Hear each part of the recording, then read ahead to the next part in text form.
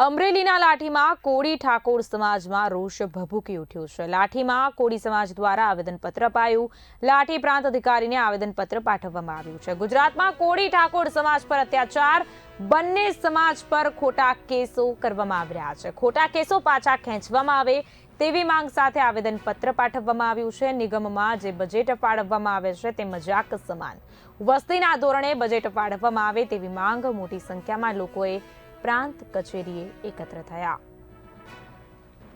આજે અહીંયા આવેદનપત્ર આપવામાં આવ્યું છે કારણ કે કોળી સમાજ અને ઠાકોર સમાજ ઉપર જે આખા ગુજરાતની અંદર અત્યાચાર થઈ રહ્યો છે અને ખોટા કેસો જ્યારે કરવામાં આવી રહ્યા છે ત્યારે અહીંયા આવેદનપત્ર આપવામાં આવ્યું છે કે જે આ કેસો થયા છે લાઠીની અંદર હોય, વિછિયાની અંદર હોય, કોટડાની અંદર હોય કે ગમે ત્યાં સુરત હરેક જગ્યાએ આ જે ખોટા કેસો થયા છે તે પાછા ખેંચવામાં આવે અને કોળી સમાજને ઠાકોર નિગમની અંદર જે બજેટ ફાળવવામાં આવે છે એક મજાક કરતા હોય એવું બજેટ ફાળવવામાં આવે છે ત્યારે આ વસ્તીના ધોરણે તેને બજેટ ફાળવવામાં આવે, અન્યથા આવનારા દિવસોમાં આ કોળી સમાજ, ઠાકોર સમાજ મૂંગો બેસી રહેવાનો નથી અને ઉગ્ર આંદોલન કરશે અને તેનો ન્યાય મેળવી અને જપશે।